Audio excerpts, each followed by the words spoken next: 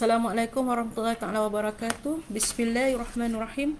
Wassalatu wassalamu ala sayyidina Muhammadin asyrafil anbiya'i wal mursalin wa ala alihi wa sahbihi ajma'in. Rabbi israh li sadri wa yassir li amri wahlul 'uqdatam min lisani yafqahu qawli. Rabbi zidni 'ilma warzuqni fahma. Okay, so we'll meet again for the live class 16 today, still on topic futures. So I think quite a long time we have spent time for classes with a futures topic. This topic futures is quite long, and plus with your class on Friday, I think we have public holiday maybe 2 times, okay, which is last week we have the public holiday on birthday of Sultan Selangor. Okay, this week there's no public holiday, but next week will be the Christmas Day. So 2 classes distract because of the public holiday. So I just worry on the syllabus. So I hope that we can finish the syllabus on time. Because we have another 2 topics, okay. Options also is quite heavy, and the Islamic capital market. So if we are able to finish the syllabus according to the time plan, without required to replace the class, okay, so we can the public holiday is okay. To have the public holiday on our classes day, for me, it's okay if we can finish our syllabus according to the lesson plan. But if we need more time, so I think replacement class, we need to have that replacement. So I try my best, okay, to otherwise I have to make the class fast learner, fast mode. So you need to be a fast track or fast learner, because I will make the class quite fast and express, okay, to finish the syllabus. Okay, so today still topic futures. Okay, don't forget to click your attendance. Okay, right, so the students already reply, so you dah faham lah. So maknanya first thing first, you need to reply. So your reply shows that your attendance in the live class, attendance in the live class. Saya noted selalunya students who attend my live class. Okay, thank you very much to Alif, Atika, Farida, Ami, Adriana, Ahmad, Abukari, Ashikin, Shahira, Shafika, Reha, Hamiza, Afika, and Ashura and Nur Azrin. Okay, next is your besides your reply in this live class, so your reply in the attendance link also is very important. So this is formality, this is the official attendance, so don't forget group 6C, group 6E, please tick your attendance here. But I expect when you click the attendance here, you already watch or follow my videos or my live class, okay. So next thing is the learning activities. So as I mentioned, learning activities for topic futures is already available. So you can attempt the questions. Train yourself to do the questions. So it's a combination of the MCQ and short essay. So try. So that also can train you to answer using U future assessment. So last time I think we did on Wednesday, I think, is it on Wednesday? We did have the on 9, I think on 9 of December, we have this online test December. Okay, so I think no problem. So everyone, all the students are able to join or able to attempt the online test December 2020 at U Future. Semua markah semua dah ada. Okay, so I think no problem on this. So I hope for the next coming test So next coming test will be somewhere in January. Topic futures and options. So that's why options tu I plan to cover this week. Jadi hari ini I will finish this topic futures. Then on Friday we will discuss the question. So next week kita akan masuk option topic. Because somewhere in January this will be your test too, or online test for topic futures and options. So I need to make sure that before test all the questions options too has been discussed with you. Okay.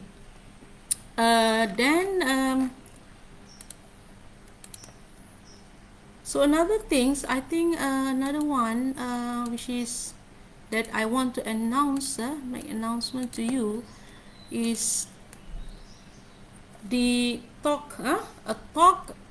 This is part of the curriculum in syllabus MF 653. So this time, this semester, actually every semester they have this talk. So this one. So sharing session from the industry by Encik Razin Shah. So this is actually part of the curriculum or syllabus by syllabus MAF 653, where we are inviting the experienced and expert from the industry to give a talk to you to share what is practice, what is being practiced outside. So the date is 16 December 2020. This Friday, this Wednesday at 3:45 to 5:30 p.m. So this is a link, and the topic is impact of pandemic on financial market opportunity as a portfolio manager. So I hope that the students who are able to join, please join. So some students have informed me that they have tests on this date, and they already give me the list of names. So those names in that list, these names are being exempted because they want to sit test. Jadi those on don't have anything, you don't have test, you are being invited to join this talk on 16 December, this Wednesday. So I think this time the same time also there is SMF meeting kan. Jadi SMF meeting, those who are being the committee for the SMF, itu pun boleh exempted lah, because you need to attend that meeting. Okay. Jadi those who don't have anything, please join in this talk on this Wednesday. Okay, so now let us recall a bit what we have learned last time. So this is on the first, sebab hari Jumaat hari tu public holiday kan. So jadi we need to recall. So this is on the first part. The next part I think last time is on the trading practicality. Okay, trading practicality. So what is important here in the trading practicality is the how you want to buy the futures or sell the futures. But you need to know that the important thing is, okay, so there are three types of futures contract, which is by hedging, speculating, and arbitraging. So seller hedge against a price drop. So when they want to hedge against the exposure or hedge against the risk, the seller will do short sell. Okay, seller will do short sell. So seller inclusive the exporter. Exporter is also is a seller. Buyer is the importer. So buyer will hedge against price rise, because buyer, they are worried about the increase in price, so they will hedge against the price rise by doing long buy or long position, short sell or short position. Okay, so there are two types of hedging, which is anticipatory hedging, taking future positions of a later cash transactions. Means there will be two market, which is the cash market or physical market or spot market versus the futures market. So they will sell the futures contract now versus sell on physical settlement 2 months later, so that they anticipate what happened in the cash transactions, and they do this in the futures market. Okay, another one is hedging the current market position. This one will take the opposite positions. Okay, taking of future positions opposites to the current physical held means that if in the cash market they will buy, so in on opening, then on closing positions upon maturity they will sell the futures positions. So if opening in futures market, it is a buy futures, then on closing in maturity futures market, on maturity when they want to close the position they will sell. So they are taking the opposite positions.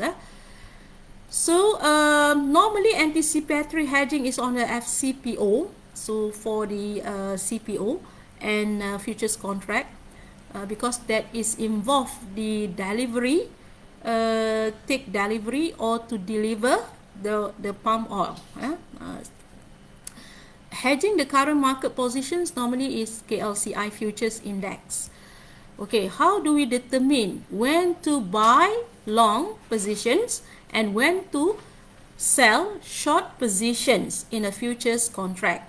So this is actually, you need to observe the underlying assets, or underlying currency.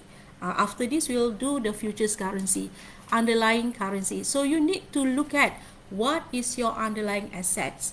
So here, if it is FCPO, means your underlying asset is the crude palm oil. So anticipatory hedging, if you buy the underlying assets, your position will be in the futures is a sell futures. Okay, so remember there will be two market. One market is cash market or physical market, which is the actual delivery or deliver takes place. That is the actual crude palm oil delivered or to be delivered takes place. Another market is a futures market. So futures market purpose is to hedge risk in that cash market or physical market. So the positions in the futures market normally is opposites to the positions in the underlying market. So that is anticipatory hedging. Okay, then observe the hedge from the price risk. So similar to this, seller hedge against price drop, short sell, buyer hedge against long buy. So determine whether you need to short or you need to long. You need to determine the first thing first, who are you? Macam saya kata itu kan, lu siapa kan? Okay, are you seller or are you buyer? Are you seller or are you buyer? Okay, so hedges and arbitrages. So remember here there are three types of futures contract, isn't it? Hedging, hedges; arbitraging, arbitrages; speculating, speculators. So hedging and arbitraging normally involve delivery of the underlying assets. Maknanya dia meniaga ni memang ada lah benda yang diniagakan. So except for speculating or speculators, speculators just take advantage of the pricing activities, pricing, so mispricing, overpricing, underpricing, speculators.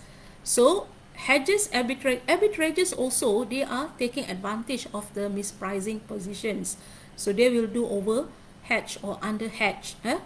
Okay, so hedges and arbitrages normally use futures market, which is the futures contract, to hedge or arbitrage to offset gain or loss in the cash market. So remember ada dua market, cash market for trading the underlying assets, futures market for offset gain or loss or to reduce risk or to hedge the risk happen in the cash market. Okay, should the hedger cover only portion 80% or all 100%? So that depends on the price direction.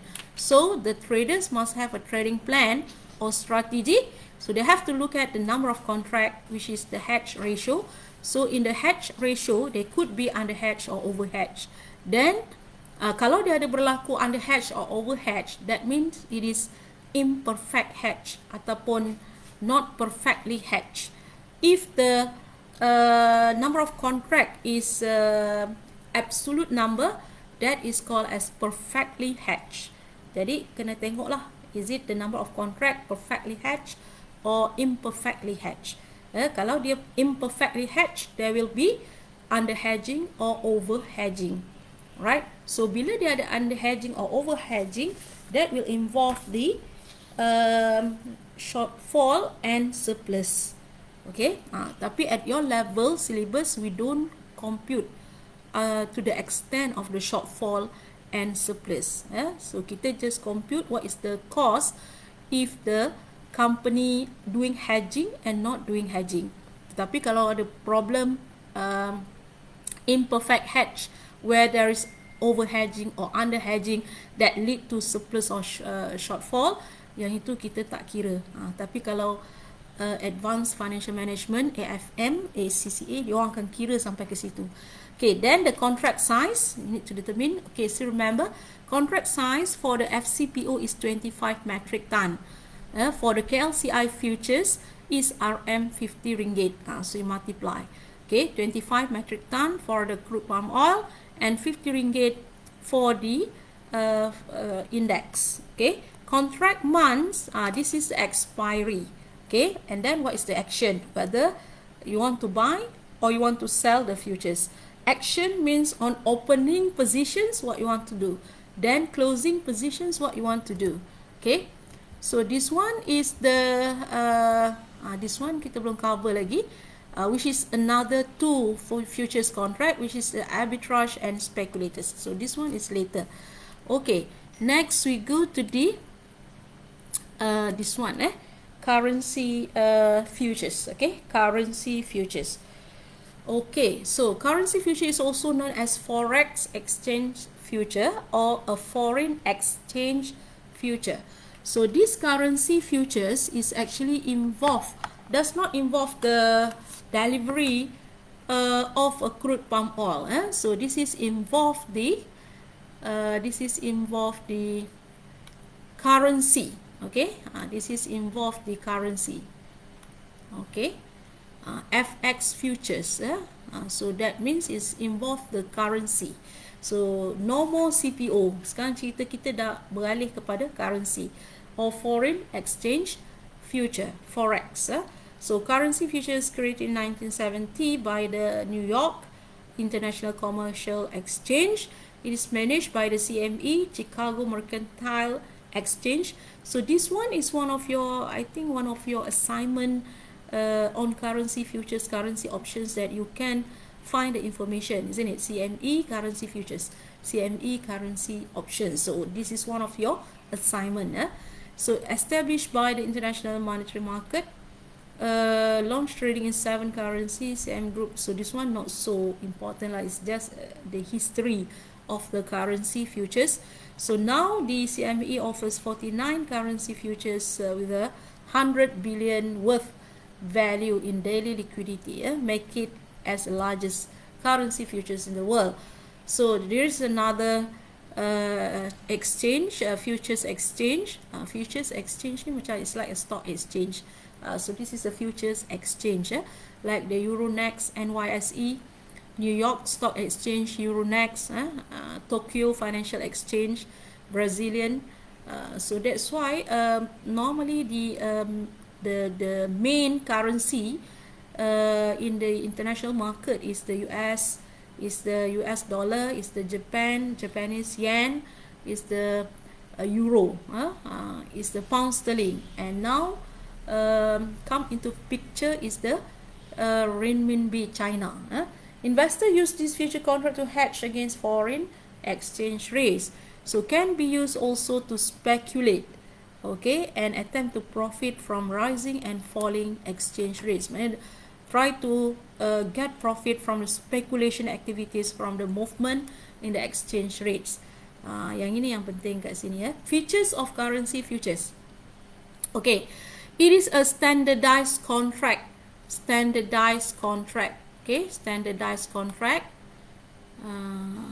So bila dia standardized contract, dia refers to the standardized contract of the underlying currency. Okay, remember, if it is not currency futures, if it is a futures contract, we have the underlying asset.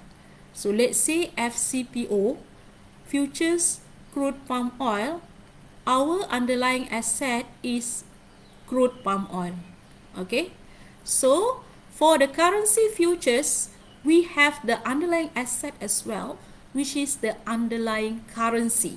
So you see, underlying currency. So this one is we call it as the standardized contract. So this underlying currency depends on the currency. So currency, as I mentioned tadi, mata wang dunia, normally that is popularly used in this currency futures is like pound sterling, Japanese yen, JPY, Japanese yen, ataupun dia, this is the symbol lah, euro and US dollar. US dollar. Okay, pound sterling, euro, Japanese yen, then another one tadi apa? Saya kata US dollar. Okay. Is it yen is like this? Renminbi, another one. Yuan. Saya tak tahu yen adakah dia like this ataupun this one is symbol for yuan. So it's a standardized contract for the sale or purchase at a set future date. This one is similar with the future contract of a set quantity of currency. So when I mention futures contract, that is refers to the FCPO. When I mention currency futures, that refers to the forex, underlying currency. Okay, currency futures are exchange traded and are regulated like the other futures market. Exchange traded means they're standardized. Standardized contract. So buyer and seller of a contract do not transact with each other directly. So they are not meeting physically. Sama juga futures contract pun they are not meeting physically because there will be a what? Middleman or middle immediate party, which is known as the clearing houses, clearing house, which is the middleman or the intermediate party between the buyer and seller. Okay, then futures are generally more liquid and have less credit risk than forward contract organized, as the organized exchange have clearing house. This one lah. Okay, clearing house that will manage the transaction between the buyer and seller and make sure that both buyer and seller fulfill the commitment. So that will reduce the credit risk or reduce the default risk because there is immediate party or there is a third party, which is the clearing house, which action as the monitoring agency or organized exchange that will monitor and guarantee all trades in the futures market will be honored. Maknanya will be fulfill the commitment between the buyer and seller. So futures contract are assumed to mature at the end of either March, June, September or December. So this is actually since it is standardized contract, it is also have a standard maturity. So this is the actually maturity period or expiry date. Okay, maturity period or expiry date. Okay, to illustrate that, the maturity period or expiry date, okay, I'm using this one.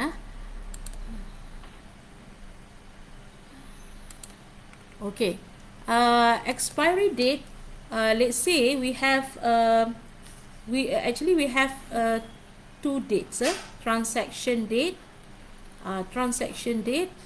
versus expiry date ataupun maturity date. Okay, transaction dates refers to now. So this one refers to the expiry. Right? So for the expiry,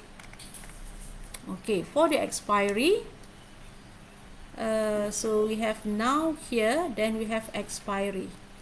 So expiry date, we have the timeline here, March. Okay, then we have the March expiry ni will be the outcome lah, what happened on maturity. Okay, expiry on maturity. We have June, we have September. So this is every quarter. We have a December here. December. Alright. So if a transaction date, now is a transaction date, refer as the actual transaction or transaction date. So let's say the transaction date is February, so maturity will be in March. So maturity will be in March. Kalau dia February, so maturity dia will be March. So if the transaction date is in April, maturity must be next expiry, which is in June. Okay, so if it is July, if it is August, so next maturity is in September. So if it is October, next maturity in December. Okay, so that is the timeline. Okay, the timeline. So on the transaction date, normally the spot rate, okay, spot rate is not equal to the future rate. Okay, future rate.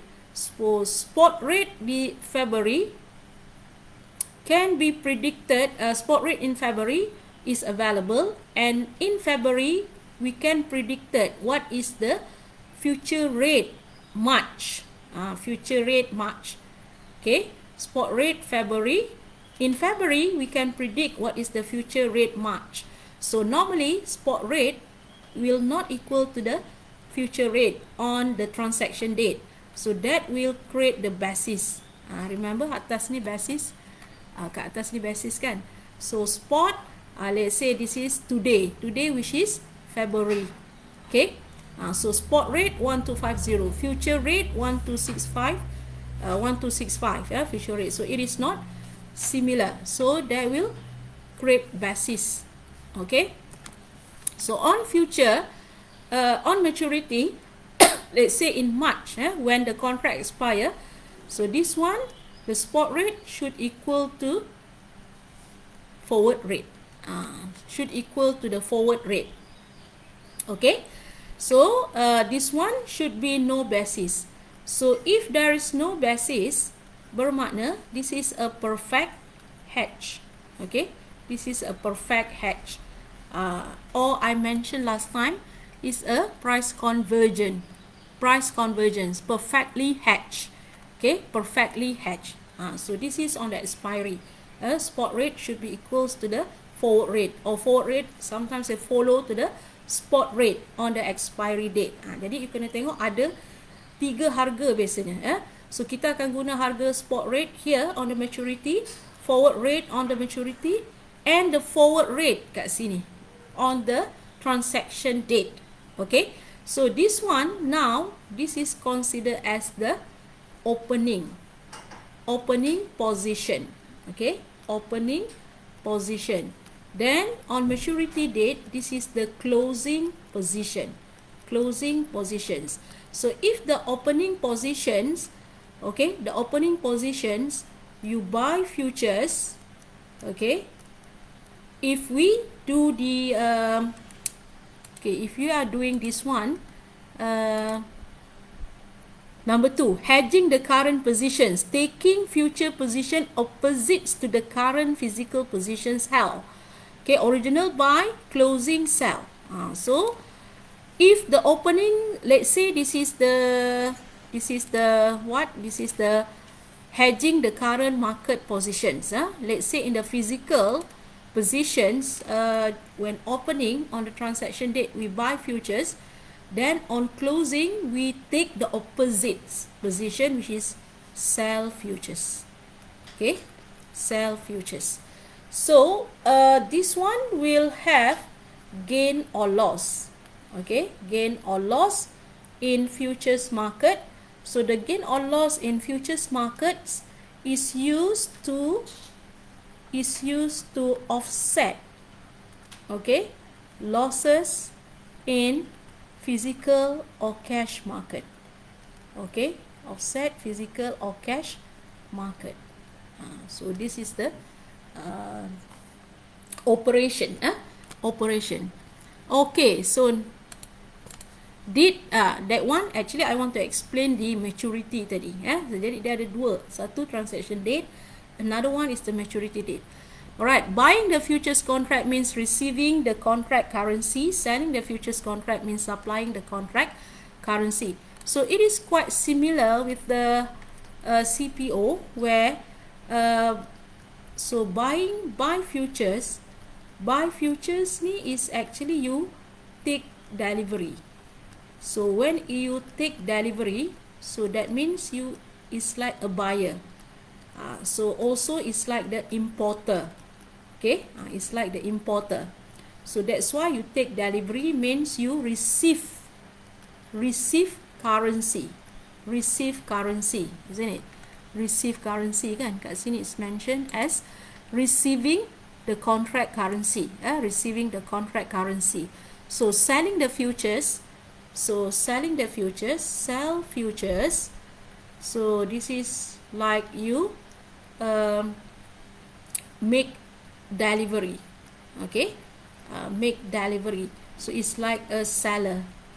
Seller wants to make delivery of cocoa to the confectioner, isn't it? Make delivery cocoa to confectioner. So buyer will take delivery from the cocoa farmer. So seller, cocoa farmer, will make delivery to the confectioner. So the confectioner is a buyer, will take delivery from the cocoa farmer. So they are also the exporter. Okay, exporter. So as the exporter, they will receive currency. Okay, receive currency. So importer, normally they will make payment. So payment currency. So this will determine whether to buy or sell futures. Another one, you have to look at the underlying currency. Okay, underlying currency. So whether we want to determine buy futures or sell futures at the opening position study, opening position, remember we have to determine buy or sell, isn't it? So sama ada buy futures or sell futures at the opening positions, we need to know two things. Satu, whether is it we want to do payment or receipt. So this payment or receipt depends on who are you, whether you are buyer or seller. Another thing is whether what is the underlying currency. So these three things will determine what is your action, whether to buy futures or to sell futures. Okay, so next, this is the contract specification because it's a standardized contract. So this is a currency, Japanese yen, betul lah. Macam ni kan dia punya symbol. So this is the standard contract size. For British pound is 62,500 pound, Canadian 100,000, Euro 125,000, Yen is 12.5 million, Swiss franc 125, and Australian dollar AUD is 100,000. Canadian, Australian, American, they are using dollar. Okay, so price quotation per $1. So US per $1, US dollar per pound. This one semua you tengok semua price quotation dia based on US dollar. Right? Sebab US dollar ni is the main currency used in the international trades. Ini contract size mengikut mata wang negara inilah. Okay, so price quotation quote in the US dollar. And the tick size also depends on the US dollar. Okay, so you can see British pound, this one is standard lah, tick size 0.0001. So ada yang 3, ada yang kalau Japanese yen ni dia banyak lah. Sebab dia punya duit ni macam rupiah kan, juta-juta kan, juta-juta per million, trillion, isn't it? Okay, tick value per contract. Okay, tick value per contract is 6.25. This is actually 62,500. You divide by 0.001. Okay, sorry, you kali 6,500 kali dengan 0.001. Okay. So this one is actually 62,500 multiplied by 0.0001. So you got 6.25 peak value. Okay, So this one 100 multiplied by 0.0001, so 10 ringgit, 12.5, and 10 ringgit. Okay, ticks. What is the meaning of ticks? So this is the price of a currency futures movement. Price of currency futures move according to the tick. So maknanya dia move 6.25, move $10, move 12.5. So the price currency futures move in tick. So tick is the smallest movement in the exchange rate, and normally 4 decimal places. 4 decimal places like this lah. Sebenarnya it depends on the currency. Okay, so if the currency is let's say currency dia 0.8302 katakan, so the tick size will be 4 lah. 0 dia sebenarnya dia ikut ni. So dia macam ni. Okay, so if the currency 4 decimal, so the tick size also is 4 decimal. Okay, so tick value is the size of future contract, which is the contract size to 62,500 multiplied by the tick size. Okay, so futures contract 62, this one tadi I have explained. What this means, what is the 6.25 means? 6.25 means that for every 0.0001 movement in the price, company will make profit or loss by 6.25. Okay, so if the exchange rates move by 0.004 in the company's favor, which is 40 ticks, 0.004 means that it is 40 ticks. So 0.0, macam dia dapat 40 ticks tu, 0.004 kali dengan 1000 lah. 1000 0.04 you multiply by 1000 1000 or 1040. Okay, or you divide kat situ 40 divide by 0.004 01. Okay, so this one lah, 004, 40 ticks means 004 divide by 0.001. 0.004 you divide by 0.001. So that is 40 ticks. So the profit made will be, let's say it is in favor. In favor maknanya the currency move in your side. Move in your side. So in your favor. So that is profit. So 40 ticks multiplied by 6.25. So it is a 240 ringgit profit per contract. Itu maksudnya. 240 ringgit profit per contract. Okay. Then basis risk. Earlier also we have the basis risk. So you can refer to slides 28 and 30. So this is a difference. Tadi saya pun dah explain dekat sini. Basis risk. This one. Okay. So the difference between the spot rate and the future rate. Spot rate and future rate, which is when the spot rate not equal to the future rate, then there will be a price divergence. Basis will exist. So basis risk is a risk that price of futures contract will vary. Maknanya dia tak sama from the spot rate as the expiry of the contract approach. So we assume that when the contract approach to the maturity date, which is this one, maturity date, which is somewhere in March, June, September, or December, depends on the transaction date. At this point of time, the spot rate should be equal to the forward rate.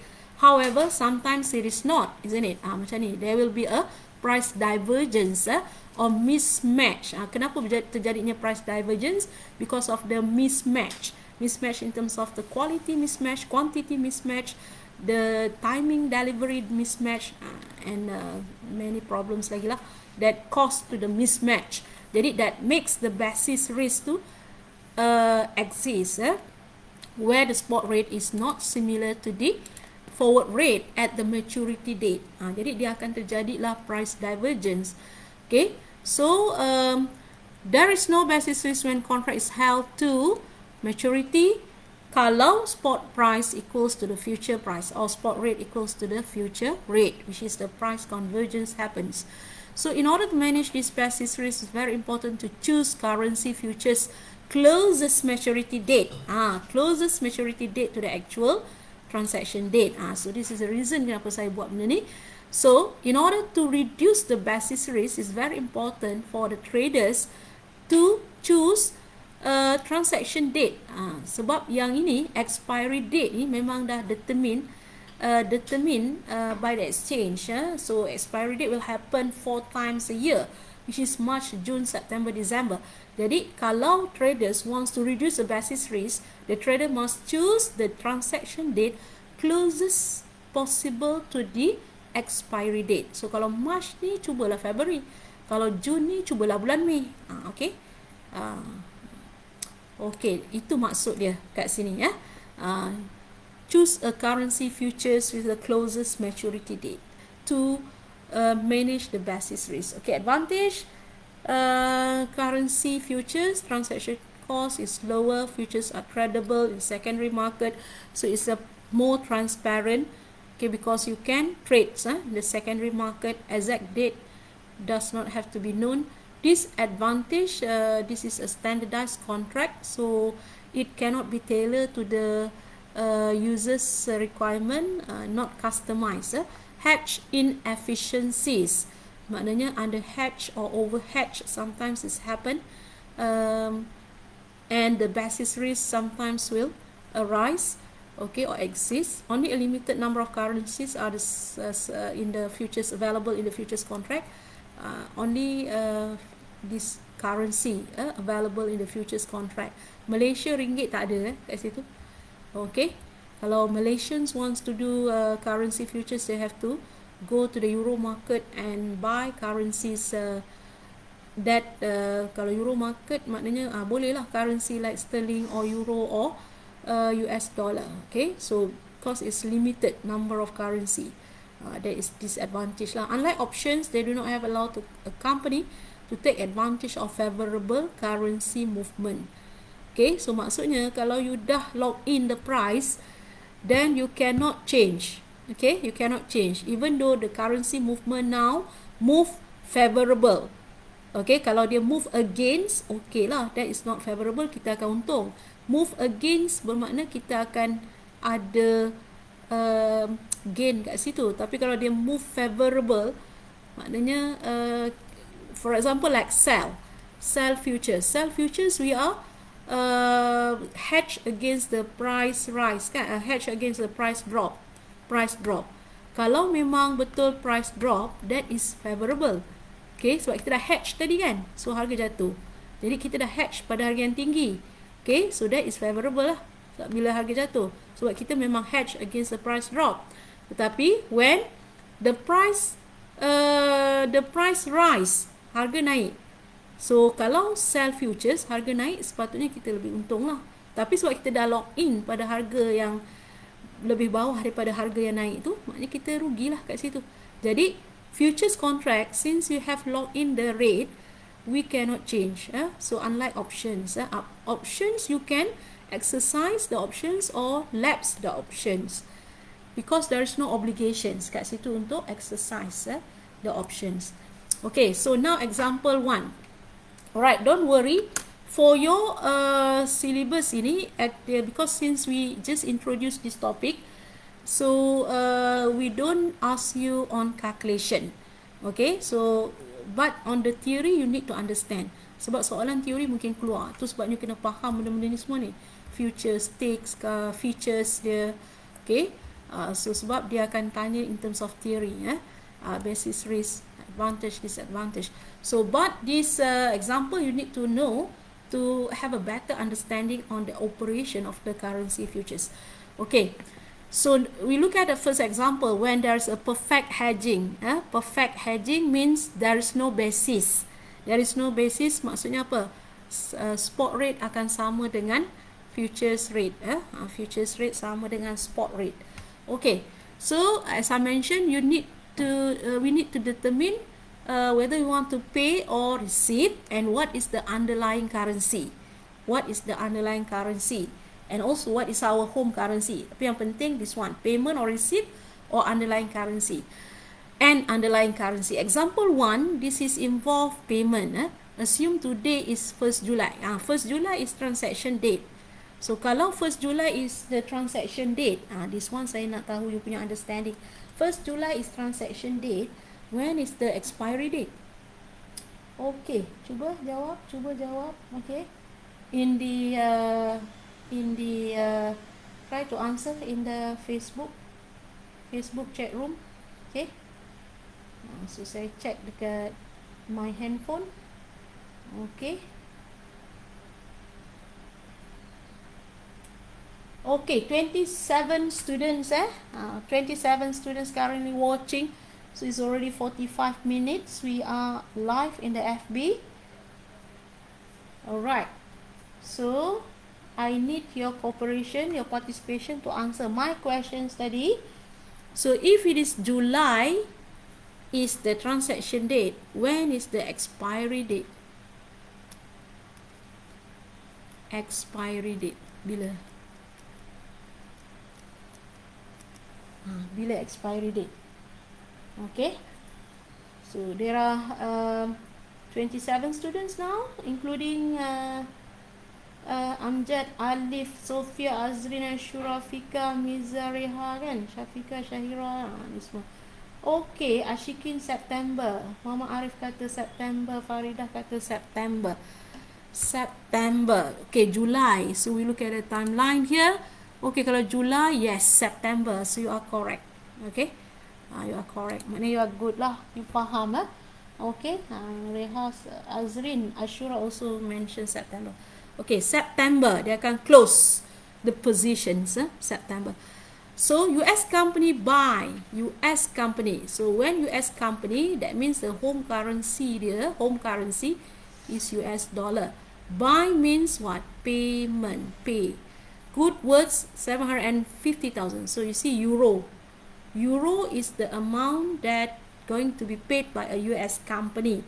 So from a German company payable in 90 days. 90 days, this is the maturity period dia. Maturity period dia. Jadi 7, 8, 9. 9 lah. 90 days means memang September lah. September is the closing. Okay. Expiry or maturity. US company wants to hedge against the euro, strengthening against the dollar, because if the US depreciate against the euro, US depreciate means US weak. Rate dia akan lebih tinggi lah. So kalau dalam currency ni, international finance ni, so that's why it's very important for you to understand corporate finance. Last semester, international finance ni closely related dengan international finance last semester. Okay, depreciation and appreciation of a currency, isn't it? So US depreciate means dia punya kadar tu meningkat. Kadar meningkat. Nilai susut tapi kadar dia meningkat. Maknanya kalau sekarang katakanlah sekarang 9221, bila naik 9351, that is depreciate. Okay, against the euro. Then the US company has to spend more USD. So this is the implication. So when US depreciate, that means the US company has to spend more USD to buy euro. Sebab apa dia buy euro? Dia kena bayar in euro. Okay, pay in euro. Pay in euro means dia kena buy in euro. Dia kena buy euro. So when pay in euro, buy in euro, and the underlying currency also in euro. So when you want to refer to the underlying currency, refer to the contract. So here, so you can see contract there is in euro. Refer to the contract. So whether you want to buy or sell the futures, tengok dekat sini. Okay, so you pay euro, you buy euro, underlying currency also in euro. Jadi so this one dah sama dengan underlying currency. So that means you buy. So bila you buy, so currency futures is buy futures. So this is how to determine buy futures. So you pay euro, your currency is dollar. So you need to buy euro. You need to buy euro, maknanya you can sell dollar lah. You akan sell dollar. Tapi currency kita, currency in the contract size, is the UC. So this is the UC. Underlying currency in the contract size is in euro. Jadi dia dah sama. Bila dia dah sama, so this will be our futures currency. Jadi apa yang kita nak buat, what is the action? Buy or sell? Buy lah, because we want to buy euro. Okay, so current spot, so this is the spot rate, spot rate 215221, and the futures rate is the 0925. So this is the rate when it is now. Maksudnya apa? Bila? 1st July 2020. So this is the futures rate, 0.9245. Jadi kita akan beli futures using this future rate. Okay, this one is the spot rate kan. Standard size 3 months is this is the underlying currency. Evaluate the hedge if in the next 90 days spot is this rate, and next when the spot is this rate. So you can see that this one dollar, this one is dollar per, this one is dollar per euro. Okay, dollar per euro. So this dia macam ni lah, 0.9351 per euro. Okay, so 9351 versus 9018. So this one maknanya apa? US depreciate. Depreciate. US depreciate. Tadi 9245 kan? So dia naik. Naik maknanya US depreciate. So kalau 9245 ke 9018, this one is US appreciate. Okay, US appreciate. Okay, assume basis is 0 at maturity, means spot rate equals to the future rate. Okay, spot rate equals to the future rate. Okay, then what is the profit? Okay, step by step. We need to buy euro, sell dollar. This one lah, buy euro. You see here, buy euro. So kita kena sell dollar to get euro. And the futures contract, underlying currency is in euro tadi kan. So we need to buy euro futures. Pay in euro and sell dollar to buy euro. Jadi walaupun kata sell dollar, tetapi you kena tengok underlying currency in which currency. So underlying currency you see, underlying currency maknanya futures contract, futures contract. So this one is the underlying currency. So it is in euro, and we already decide to buy euro because we want to pay in euro. Jadi we buy futures. Jadi apa yang kita buat dekat ni ada dipanggil sebagai physical market or cash market. Cash market. Okay, futures will follow the cash market. Futures follow the cash market. So in the cash market they buy currency, in the futures market buy futures currency. So this one is in the futures market. Okay, jadi futures market akan follow cash market action in the cash market. So step number 2, calculate contracts. So when you want to calculate contract, you must have a similar currency. Kalau kat sini pound sterling, let's say here pound sterling, you need to convert. Okay, you need to convert to calculate the contract. Okay, calculate the contract. So here, coincidence that our underlying currency and our buying, our payment is similar. Tak perlu convert. So let's say kalau kat sini adalah $750,000, so you need to convert to euro. Convert to euro. Okay, convert to euro, then baru divide by the underlying currency in euro. 6. The underlying currency also can be other than euro. Kalau kat sini euro, kat sini pula pound, jadi kena convert juga. Okay, to get the contract. So we assume that 3 months is the best available. So step 4, then calculate the profit or loss. Tick size minimum price movement kali dengan contract size. So this is the minimum price movement. 0.001 multiplied by 125,000. 125,000 tadi apa? Dia punya contract size kan? Contract size 125,000 contract size. Contract size. Remember this one tadi? Size of future contract, maknanya contract size kali dengan tick size. Tick size adalah yang 0.00 something. Contract size, in our case, contract size is here, euro 125,000. Okay, so multiply, so you got 12.5. Closing futures, closing maknanya masa September lah. So we are told that will be 0 basis, means spot rate will equals to the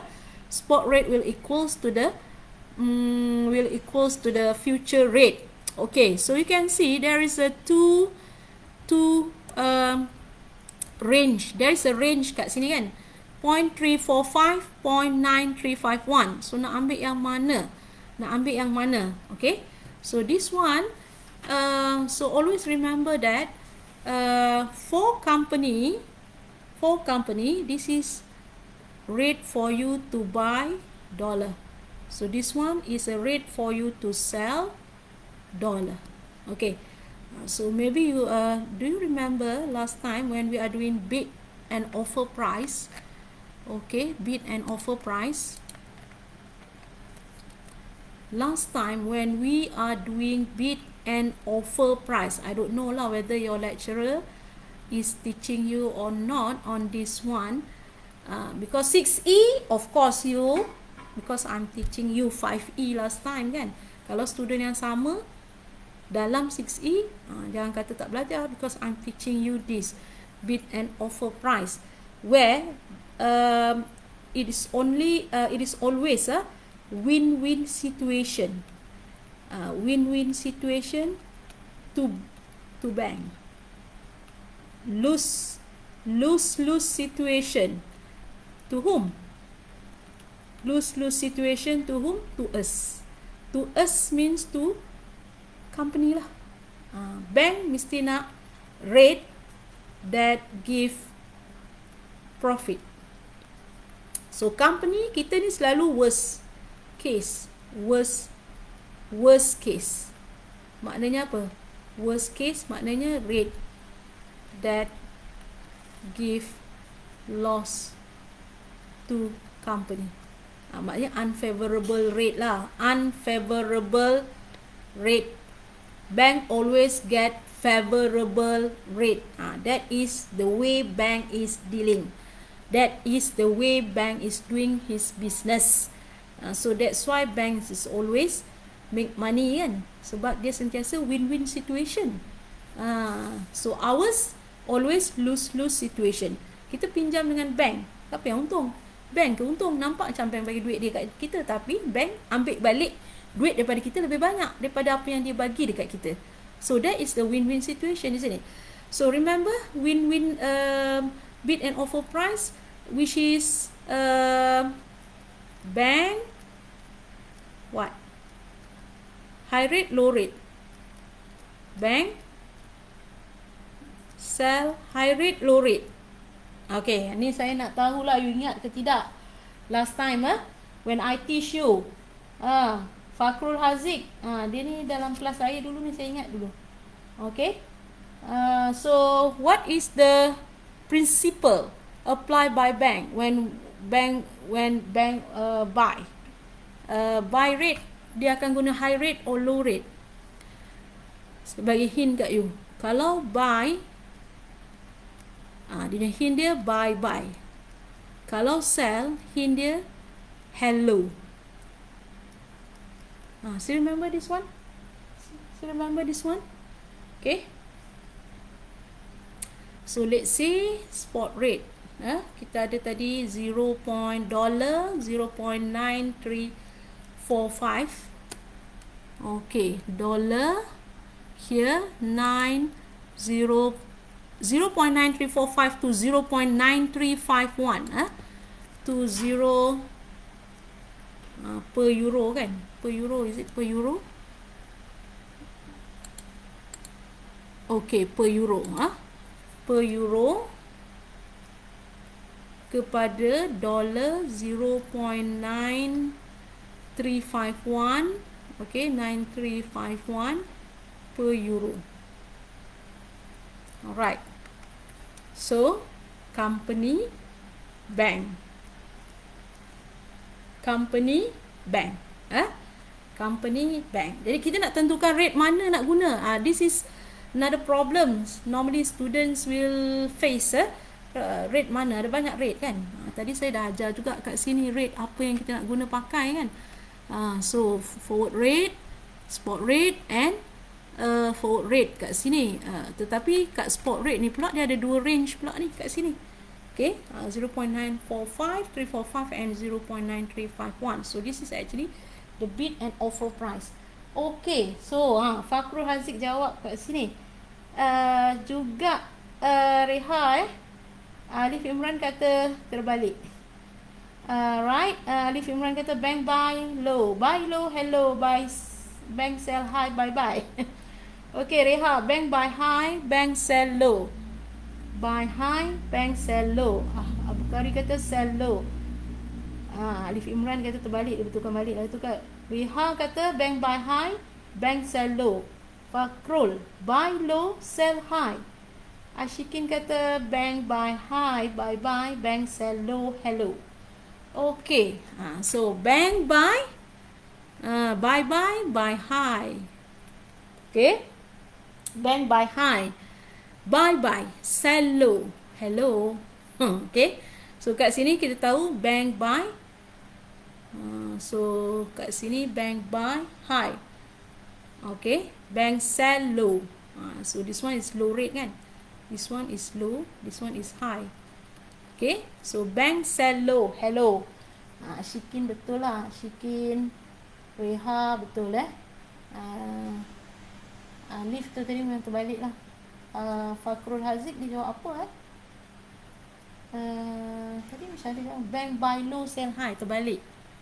Buy low, sell high. So sell low, hello. Buy high, bye bye. Okay, so this one buy. Buy what? Buy dollar. Sell dollar. So company dia terbalik dengan bank. So bank will buy, bank sell, company will buy. Buy dollar, bank sell dollar. Company will sell dollar, bank buy dollar. Jadi dia memanglah takkanlah company buy, bank akan buy juga kan? So mestilah opposites. So company buy, bank sell. Company sell, bank buy. Right? So here, so on opening positions tadi, dia buat apa? Buy kan? Opening positions tadi, dia buy, isn't it? Buy. This one Yang ini tadi. Yang ini tadi. Opening positions dia buy. Okay? So dia buy. So bila dah closing, bila dah sampai maturity, okay, opening position, company buy futures. So bila closing, company akan closing position. Okay, company akan buat apa? Company will sell futures. So bila sell futures, kita akan ambil rate yang ini lah. Sell dollar. Okay, so that's why we are using 0.9351. So that's why positions opening is very important to determine what is the next action. Okay, what is the next action? So dia opening is buy futures. So closing positions, buy futures tadi kan. Sebab apa dia buy? Sebab we want to pay in euro. So we buy euro. We sell dollar. Okay, we sell dollar. So we buy euro. So we buy the euro futures. So we buy the euro futures. We sell dollar. Okay, ini masuk opening. Masuk opening. So we buy euro. We sell dollar. Sell dollar. Bank akan guna ni rate bank. Rate bank lah kan. Buy. You buy dollar lah kat sini. Opening buy dollar. Okay, opening buy dollar. Betul tak? Saya tunjuk kat sini. So buy futures, opening kita buy dollar. So sell futures, kita akan sell euro. Okay, kita akan sell dollar. Sell dollar. Jadi so that's why we are using 0.951. Jadi kalau you senang nak ingat, sentiasa ingat dekat sini. This one rate buy, this one for sell untuk company. Buy, company will buy low, sell high for company. Bank dia terbalik lah. Sell low, buy high. Sell low, hello, buy high, bye bye. Company dia akan terbalik daripada bank. Okay. Jadi so that's why we are using here. Company closing, sebab sekarang kita tengok point of view company. company, now dia nak closing, tadi dia buy, so now dia sell. Okay, so dia akan take the 0.9351 rate, 93 closing position, sell at the future rates price, which is 0.9351. So itu yang dia ambil kat sini, 9351. Okay, then you compute ticks dia. What is the difference? Movement in ticks. So you can see sell high. Kalau sell high, okay, so you sell future rate, sell futures more than future rate buy, which is kat sini 0.9351 versus 0.9245. Maknanya apa? Profit or loss? Profit lah kan, sebab you jual lebih tinggi daripada you beli. So that is profit. So profit, then it is positive. They call it is positive movement. 0.0106 the difference, 9351 dengan 9245. So it is a positive 0.0106. So bermakna you ambil yang hujung ni 3.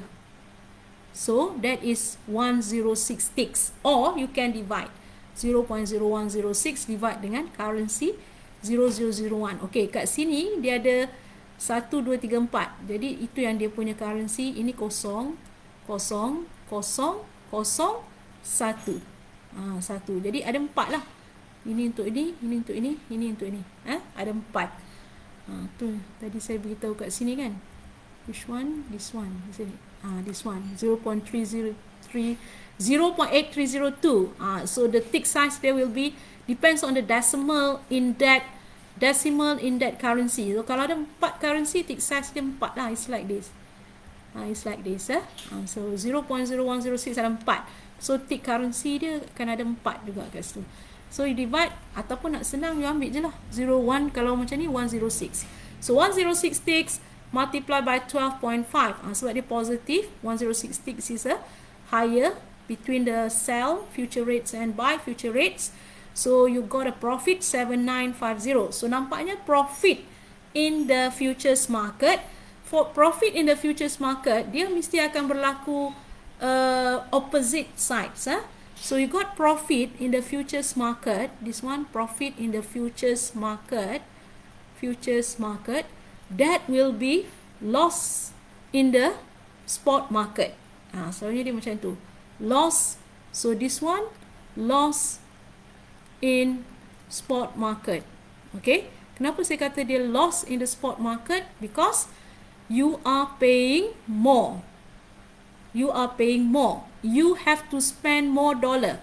Sebab you bayar pada 0.9351 in the spot market. Okay. For the similar euro, you tengok euro, dia punya rate dia tadi kalau 0.9345.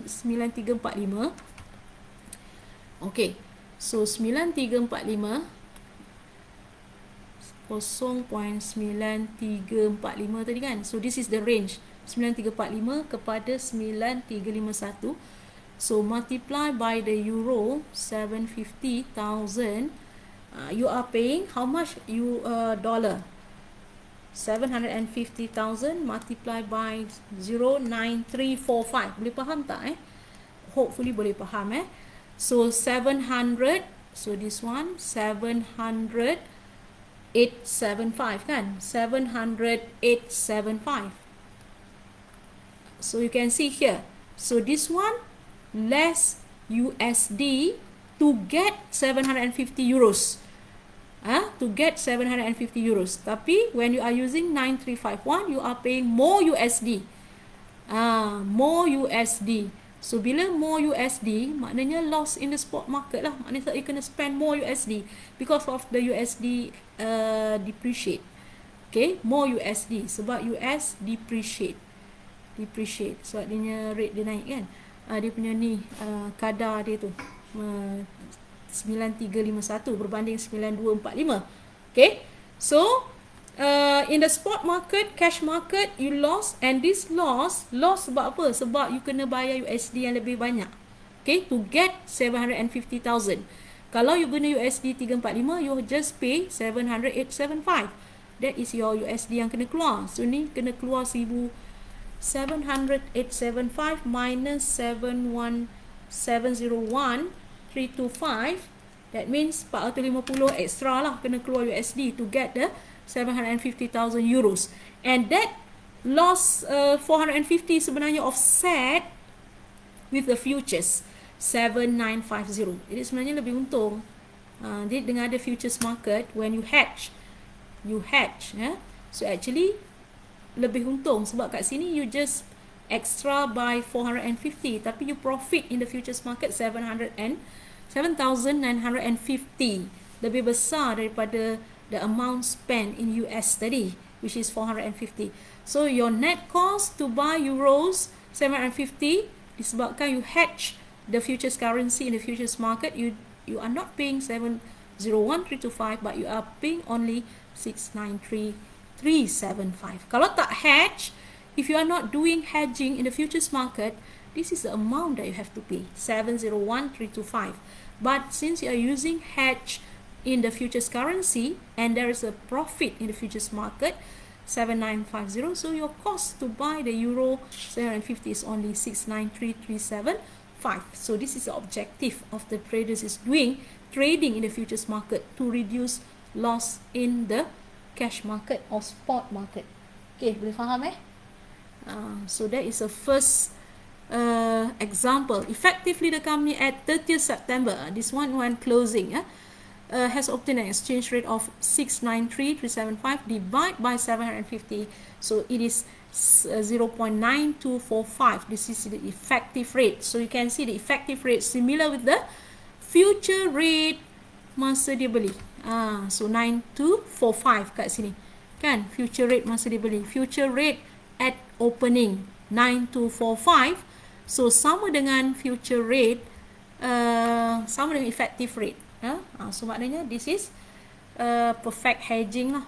Regardless what is the spot rate at the end of September, company has locked the settlement price in September. Dia dah beli currency ini pada 9245.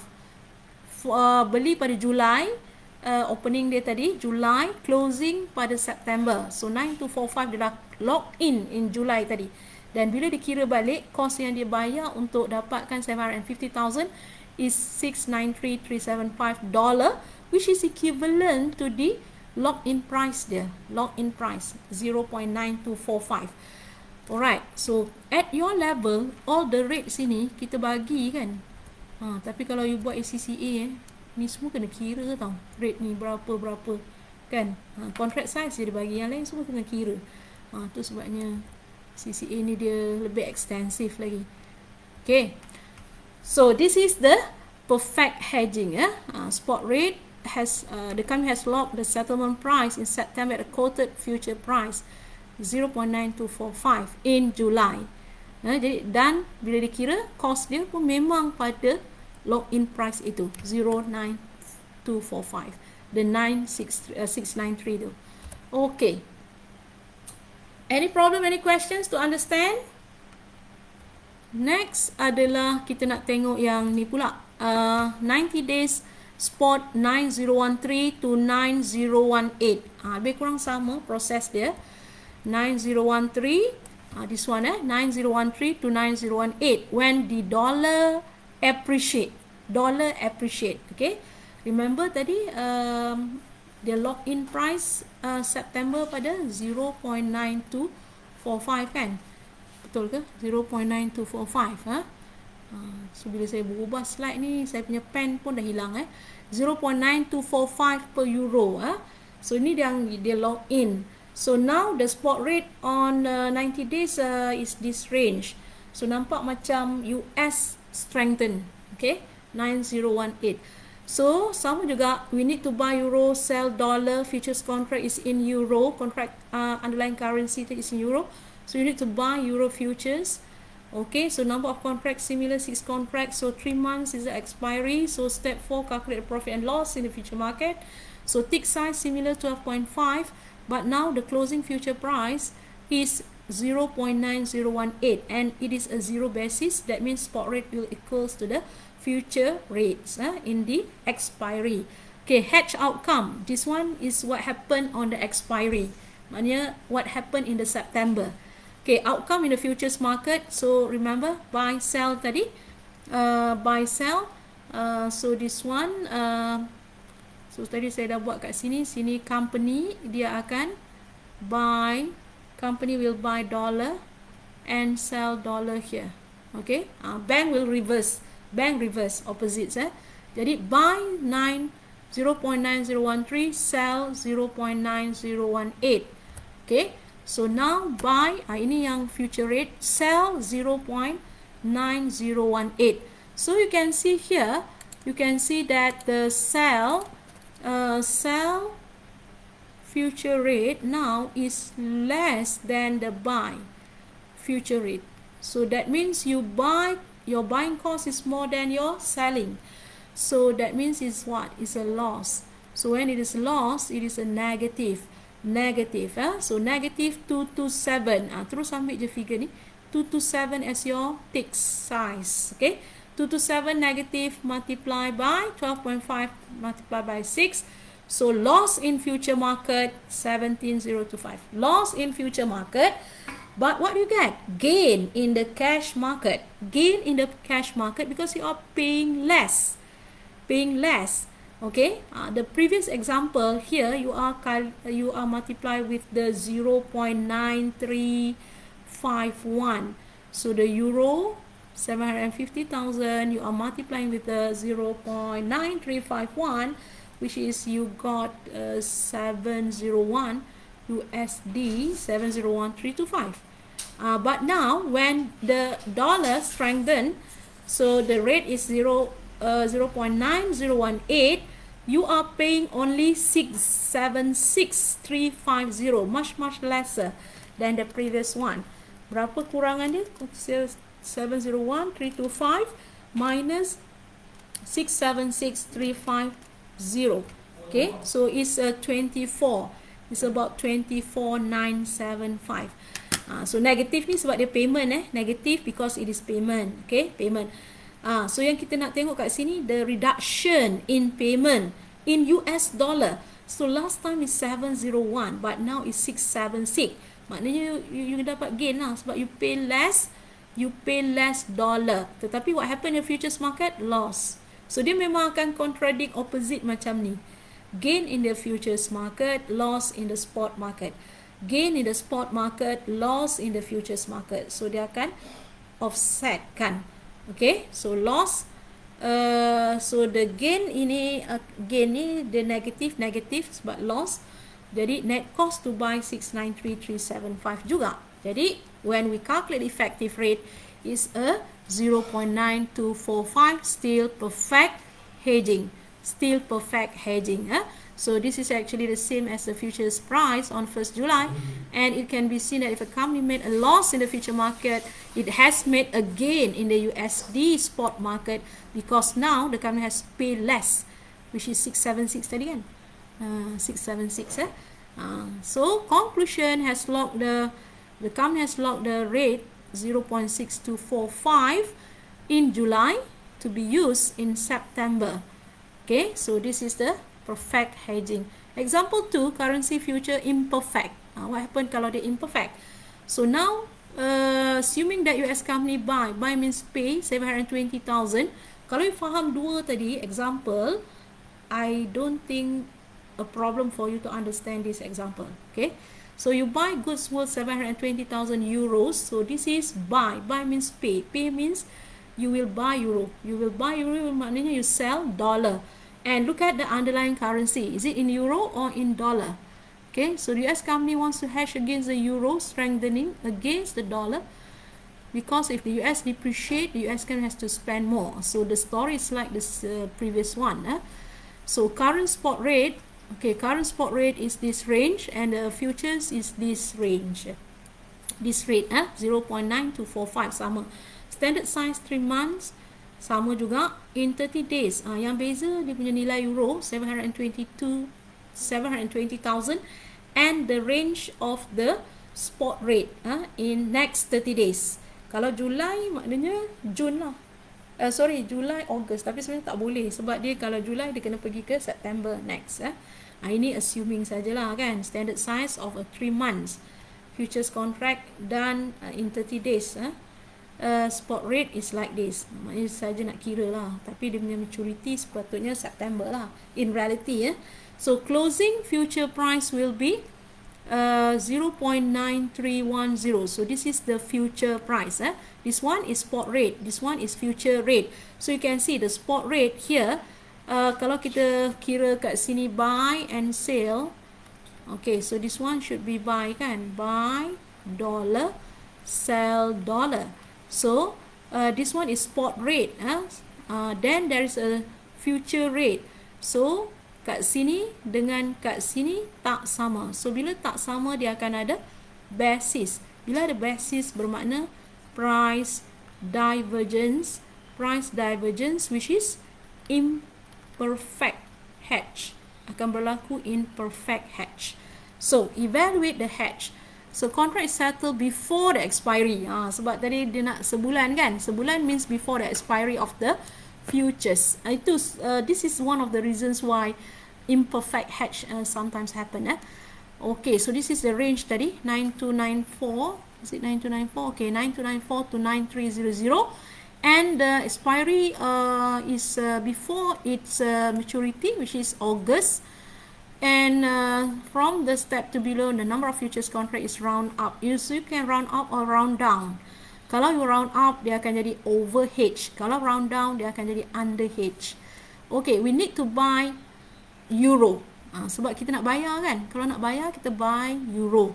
Sell dollar. As the future contract is in euro, so we buy futures. Dia ikut kat sini. Buy, dia ikut kat underlying contract. Underlying currency. Underlying currency in euro. Now we buy euro. Jadi, kita akan buy futures. Okay, step 2, number of contracts. You divide, then you got in point, isn't it? In rate, the hedge ratio 5.76. So say 6 contract. Kalau 6 contract means over hedge, there will be a surplus. Kalau you ambil 5, boleh ambil 5. You can assume you want to take 6 or 5. Kalau 6, dia akan ada shortfall under hedge. Okay. Jadi sama ada shortfall, surplus, dua-dua kena kira. Tapi tu your syllabus tak adalah kita nak kira benda tu. Lebih senang lagi lah. Sebenarnya your syllabus ni pun tak payah kira benda ni. Just nak understanding saja. Okay, tapi semester akan datang mungkin akan masuk sikit lah calculation. Because this is the first time we introduce this. Okay, assume that 3 months contract is the best. Step 4, calculate profit or loss. So this is the contract size, 12.5. Future rate is given, 9310. Jadi this will be the figure. Jadi compare against the future rate opening, future rate closing. So 245 maknanya sell is higher from the buying rate. So it's a profit. Bila profit dia positif. 227. Is it 227? Saya rasa salah ni. Okay. Ini figure lama. 0.9310. Sekejap ya, saya betulkan. 9310 minus 0.9245. 65. It's not 0.00. Sebab dia ada 4 currency kan. Jadi kita kena ikut dia punya ni 0.0065. Okay. So now it is not negative kat sini, but it is a positive. Saya tersilap kat sini. Mungkin saya copy paste tak ubah kat sini ya. So 0.0065. Okay, 0.0065. So that is a 65 tick. So futures profit is 4875. Sebab dia positive. Kenapa dia positif? Because the sell futures rate is higher than the buy futures rate. So this profit will offset the profit in futures market will offset the loss in the spot market or cash market, because you are paying at the higher rate kan? Paying at the higher rate 0.9300. Betul ke tadi? 0.9300? Yes. 0.9300. See here the range 9294 dengan 9300. Okay, so when you are paying more higher rate, maknanya you are paying more USD. Jadi kat situ consider loss lah. Sebab apa? You kena keluarkan duit USD yang banyak. Tetapi you have the futures market profit that you can offset. So the net cost to buy the 720,000 euros is only 64725. So you can see here the effective rate is now 664 divided by 720 is 9232, which is not similar with the future rate when we log in. So future rate when we log in is how much is it? Future rate when we log in is 0.9245 tadi kan, per euro, dollar 9245 saya rasa, if I'm not mistaken, yes, 9245 this one, so we log in this, but effective rate is 9232 dollar per euro. So that is imperfect lah. So you can see here there is a difference from the future price on 1st July, which is 9245. This overall exchange rate is however favorable to the company because less than 9232. Hari tu 9245 kan. Kalau buy, kita nak hedge against price rise kan. So maknanya harga dia memang jatuh. So bila harga jatuh, effective rate dia rendah. So that means favorable lah. Sebab kita nak hedge against price rise. Rate rise, jadi rate-nya tak naik, rate-nya turun. Okay, jadi it's a favorable. Conclusion: if the futures contract is settled before expiry and the amount to be hedged is under or over hedged, sebab tadi ratio kan, you can see here ratio dia tadi 5.76. Kalau berlaku kemungkinan ini, maknanya there is a rounding number that contribute to the overhedge or underhedge, and number 2, it is not closest to the maturity period, which is settlement before the expiry date, that can contribute to the imperfect hedge. Imperfect. So perfect hedging is not obtained. So that is imperfect hedge. So perfect hedging will also not be obtained if the prices did not converge. Maknanya price divergence at the maturity contract. So this is another example. MNO. This one is using, you can see different underlying currency. You can see receipt, UK based company that has delivered goods. Delivered goods means dia akan receive payment. So 1.8 million means receipt. Receipt in dollar, US dollar to a customer in Singapore. Payment due 3 months. Finance director wants to hedge risk in the future using futures or options. Current spot rate is dollar. 3 months future contract is quoted as dollar 1.69. Contract size now is dollar per pound. Futures contract is pound 62,500. So maknanya there is a difference between the underlying currency in the contract size, which is use the pound sterling 62,500, and the receipt is in dollar. Receipt is in dollar, underlying currency is pound sterling. Jadi bila berbeza macam ni, macam ni kita nak buat? Okay. So current spot rate is given in dollar. Okay, it's given in dollar. Sedangkan dia UK company, dia pound sterling kan. So ni berbeza-beza. Contract size is in the pound sterling, receipt in the US dollar. Okay. So assuming the spot rate and futures rates turn out to be the same in March, indicating there is no basis risk, maknanya harga akan sama. Identify the cost of hedging when exchange exchange rate risk using futures, where the exchange rate at the time of payment, maknanya bila dia expire nanti, which is in March, okay, is dollar 1.66 and dollar 1.72. Step sama. Contract currency, kena tengok underlying currency. Always look at the underlying currency. And then look at who are you, buyer or seller, receipt or payment. Kalau seller, receipt. Kalau buyer, payment. So this is the underlying currency. So it's in pound. So we will buy pound with the dollar. Okay, sebab kita receive dollar. Bila kita receive dollar, kita akan sell dollar. Kita akan sell dollar, then kita akan buy what? Buy, receive in dollar, sell dollar, buy pound. Sebab apa kita buy pound? We are following the underlying currency in pound. following the underlying currency, which is in pound. So we receive in dollar, we sell dollar. So we sell dollar, we will buy pound. To sell dollar, kita akan beli pound. Untuk kita jual dollar dan kita beli pound. Okay, because our underlying currency is in pound. So bila kita beli pound means we buy futures. We buy pound futures. We buy pound futures. Okay, so number of contract now is in dollar. So when it is in dollar, you have to convert. Kalau tadi euro tadi direct, ini you divide dengan euro kan, euro 125 dengan euro 750,000. So this one you need to convert dulu, pergi ke currency dollar. So when you convert, you divide, okay, kali dengan pound sterling. So you got in pound sterling. So here 1,800,000 $1,800,000, okay, $1,800,000, okay, divide by 1.690, 1.690, okay, you got 10650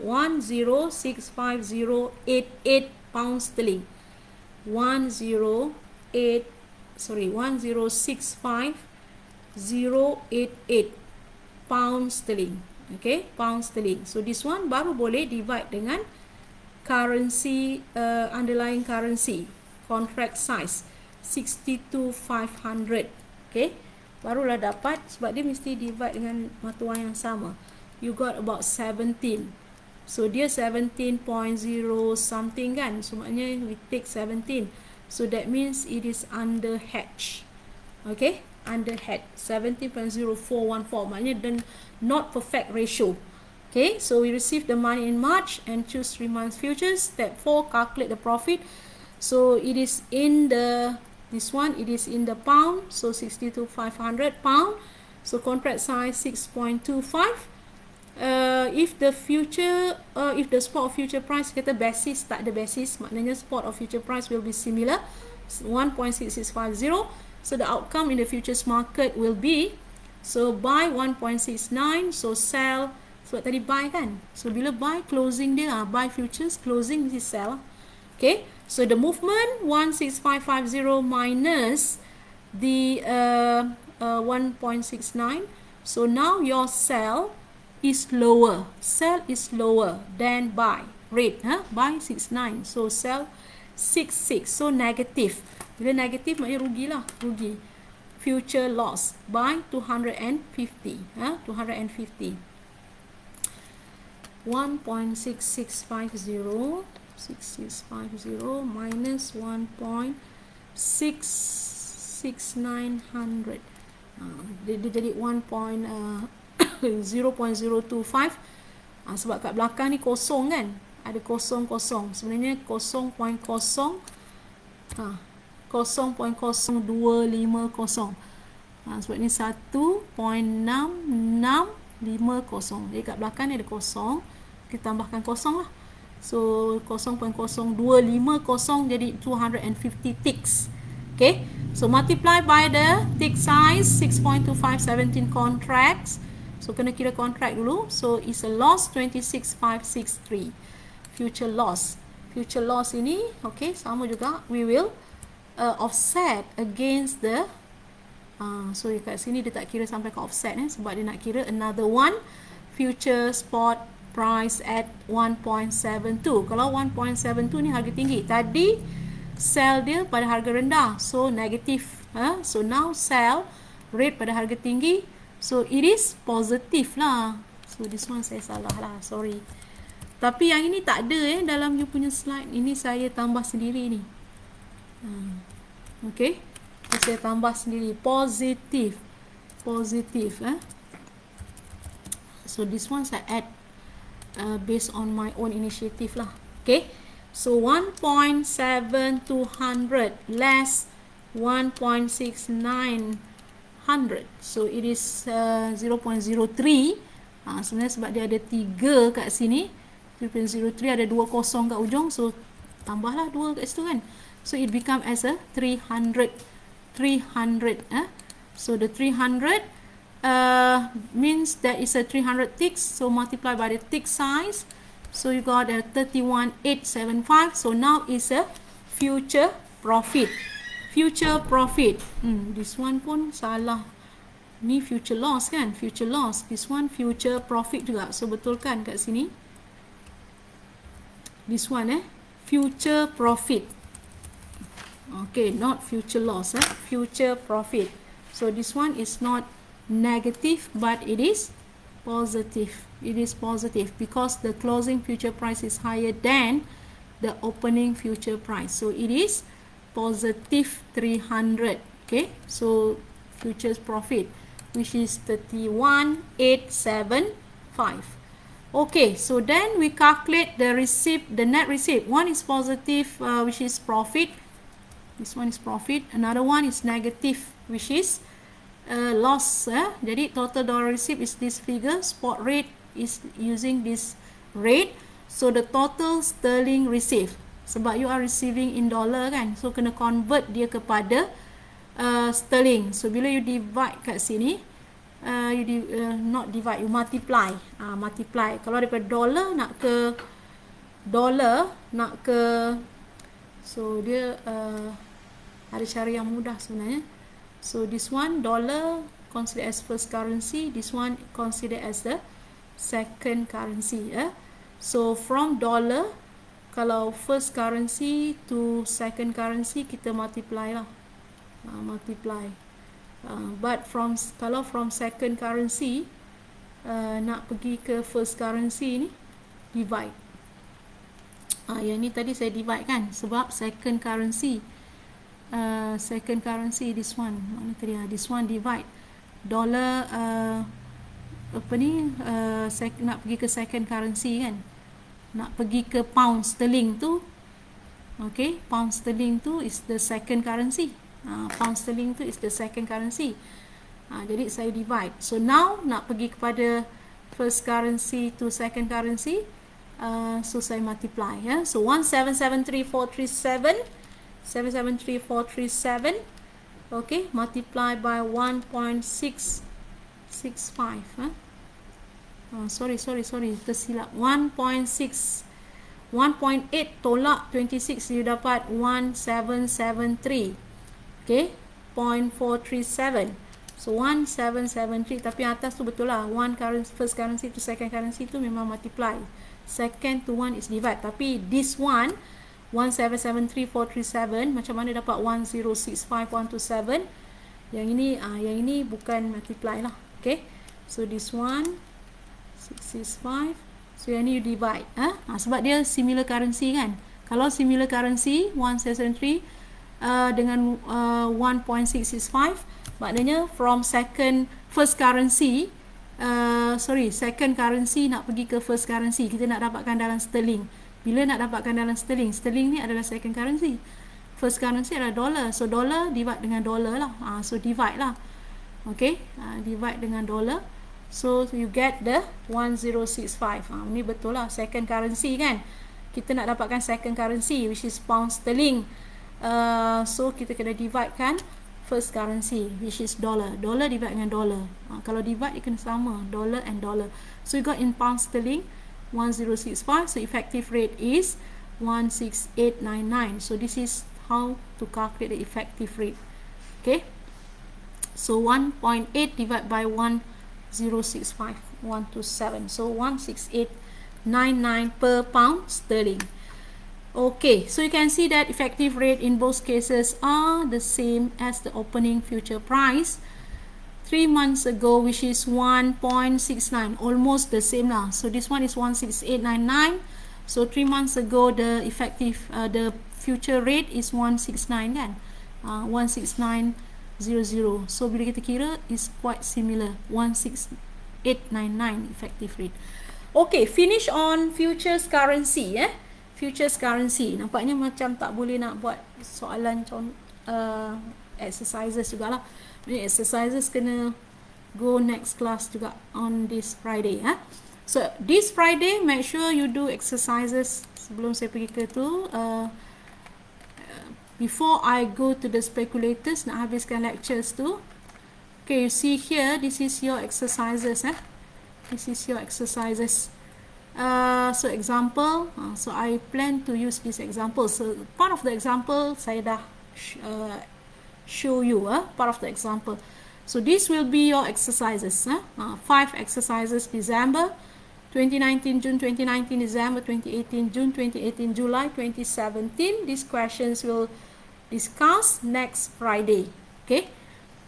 So back to this, speculators. Speculators ini is differ from the hedgers and arbitragers because they don't have business interest in commodity or currency, but they just want to trade based on the price appreciation or depreciation, based purely speculative investment.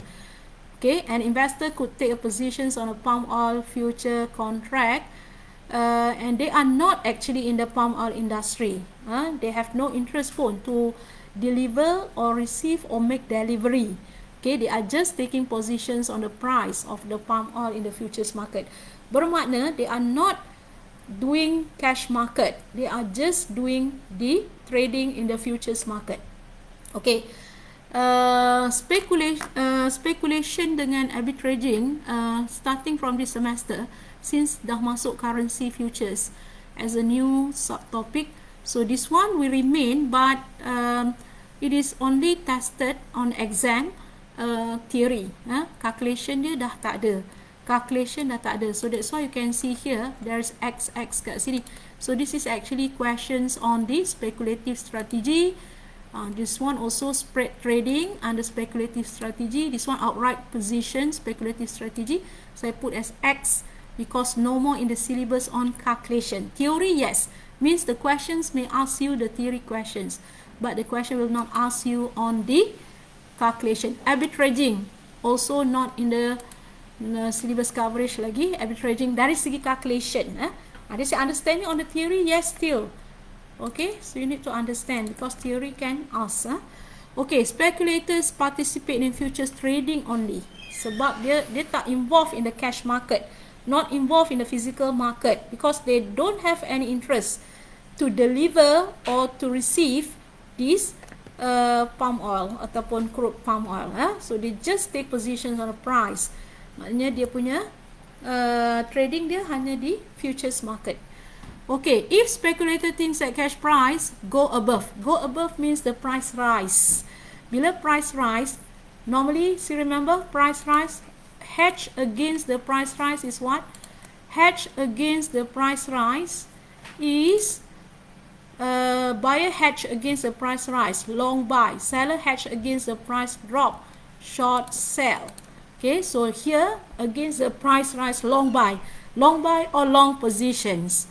Okay, to hedge against the price rise, they will do long positions or buy the palm oil futures contract. So if the price is actually rise, the hedge against the price rise kan. Bila harga memang betul naik, dia dah lock in pada harga 1250 lebih rendah. Bila harga naik 1300, then these speculators will make money. Okay, sebab dia dah hedge harga rendah. Bila harga naik, dia beli pada harga rendah. Okay, jadi dia akan make money because they buy at 1250. Harga naik 1300 tapi dia beli pada 1250 and hope to sell at a price more than 1250. Jadi dia beli pada harga rendah. Bila harga naik 1300, dia akan close by selling that. So the selling higher, buy lower. So speculators will get profit from that. So they will make money. Okay, speculator is gambling. Gambling or betting that the price of palm oil will always be higher than the future price that they lock in now. They lock in by price 1250, kemudian dia akan expect harga tu naik lah. Sebab bila harga naik, dia akan close position by selling. Okay, by selling. So bila dia close position by selling, okay, so let's say 1300, 1250. So this one dia buy position, buy or long position. So this is the price dia lock in. long in kan, buy positions long. So then dia akan expect harga untuk naik sebab ini adalah opening positions dia, opening positions. So next dia akan close position. So for the speculators, they don't need to wait for the maturity pun. Dia boleh buat anytime, okay? Dia boleh buat anytime sebab dia tak perlu nak deliver dan contract dan sebagainya, ya. So closing positions, kalau opening dia buy, closing dia akan sell. So to get profit, of course dia kena expect harga naik 1,300 walaupun dia hedge against the price rise kat sini, okay? Kan dia hedge against the price rise, bukan hedge lah, kita tak boleh kata hedge sebab dia are speculators, okay? Dia dah lock in price 1250 dan dia akan expect harga akan naik supaya dia boleh sell or closing at the higher price to get profit, okay? To get profit. Jadi dia orang ni akan speculate harga lah. Okay, if the speculator thinks the cash price will go below, means drop, apa dia akan buat? Short positions. So short positions, so 1250, so dia akan expect the price, so kat sini kalau dia expect the price drop, katakanlah price drop to 1,100, so dia speculate harga akan jatuh. So now dia akan buat apa? Sell position. Dia akan short position or sell futures. Dia akan masuk ke futures market, sell futures, and closing nanti, so this is the opening, then bila closing apa dia akan buat untuk dapat untung? Buy futures, to get the profit. So ini kerja speculators lah. Okay, there are three types of speculators. Scalpers, they are looking at the high volume for a minimum price fluctuations. So dia meniaga pada jumlah volume yang tinggi, mungkin beratus ribu unit ke, okay, atau beratus ribu lot ke, because minimum movement in the price will give very high profit or loss to these scalpers, okay. So they just look out for a minimum price fluctuation, tetapi dia akan trades on large volume. Sebab harga akan naik atau turun sikit saja akan memberi keuntungan yang besar sebab volume dia tinggi, okay. So the aim is to take profits on a large volume. Day traders, this is intraday trading on small volume. Yang ini macam retail investors, so they trade on the small volumes. This is like the BTST, buy today, sell tomorrow. Typical day trader will take long or short, buy or sell on a few contracts, and closing in the day when the price later in the day, sama ada besok ke, okay, tu yang dia kata buy today, sell tomorrow, or sell today, buy tomorrow, okay, when the price move. Position traders, this is for a long term price trend. So this one they look at the price chart, maknanya pattern of the price. So since they look at a pattern, so they will monitor the price trend. So they are more on a long-term periods before they close positions. So this is the two types of speculating strategy. Outright positions, take a view of change in the futures price and then speculate on that changes in the price. Spread trading based on expectation changes in the several future contract, changes in the price lah on the several futures contract. Arbitraging, so this is the last types of futures contract, which is the arbitraging. So quite similar with hedging sebab dia involved dalam business futures, involved dalam cash market or physical market. Memang dia orang deliver, make delivery or take delivery. So arbitrage is a simultaneous purchase and sale of the same instrument in different market. So dia buat dua-dua lah, buy position, sell positions. And they are taking advantage of the temporary price differences. Maksudnya dia take advantage on the mispricing, overprice or underprice. So kalau berlaku overprice and underprice, you learn before in your EMH, okay. So when there is overprice or underprice that caused by the amateur investors, the professional investors will come in and take advantage on that overpricing or underpricing by making profit. Okay, similar to this, arbitraging also doing the same thing. They will take advantage when there is a price differences in terms of the overprice or underprice. Jadi memang berlaku keadaan di mana price divergence. Price divergence tadi tak sama kan, spot rate dengan future rate.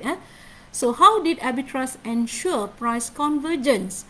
So arbitrage is a trade that involves buying in physical market, selling at the futures market at a higher price. Dia masuk dua-dua, simultaneous.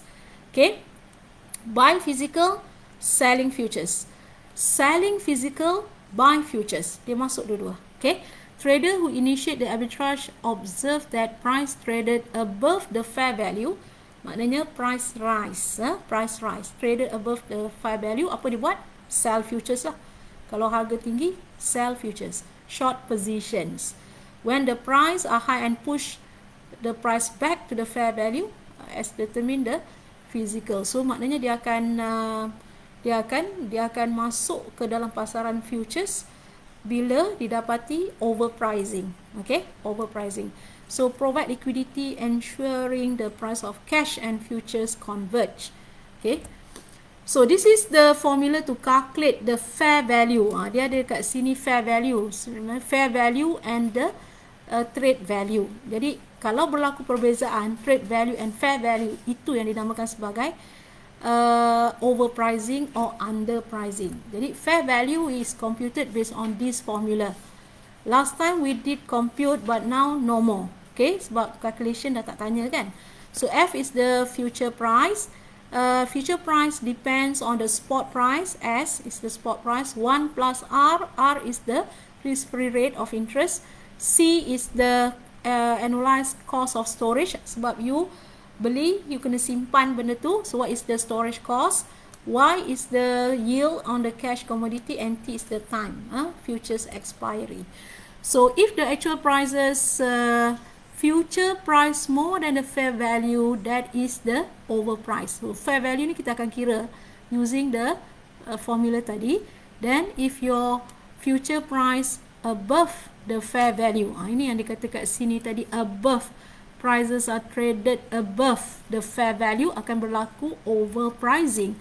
So when the overpricing happens, the arbitrageurs will do short positions, which is sell futures. Sell futures market, buy in the physical market. Under prices when actual price low or below fair value, so dia akan long positions. So long positions in the futures market, sell in the physical market. That's all for the futures. Habis dah lah. Okay, any problem, any question? So far, berapa orang ni? 28 students now is currently watching. Any problem, any questions? So we have finished our lessons for the future. Are you still there? 1 jam 52 minit. So we have about 8 minutes or 10 minutes to close this live class. Okay, so don't waste time. Maybe kita boleh buat satu soalan kat sini. Yang this one ni saya rasa dah cover kan. This one we already covered. This one also we already covered. This one no, not in our syllabus. This one is the example I have shown you last time. Though this one is the list of the past semesters that you are doing. Okay, look at December 2016. Example questions, December 2016. Okay, define the underlying instruments. Underlying instruments is the underlying assets, which is the commodity, can be the currency, can be the shares, okay, can be the anything lah. So the answer here is security, stock, commodity, okay, stock index, termasuk juga currency tadi. So that can be the underlying instrument. Okay, question B, margin call. So remember margin call, when RM1250 has been lost from the margin account.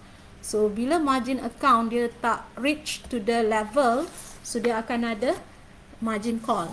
Bila margin account not up to the certain level, maintenance margin atau initial margin, there will be a margin call. Okay, kat situ.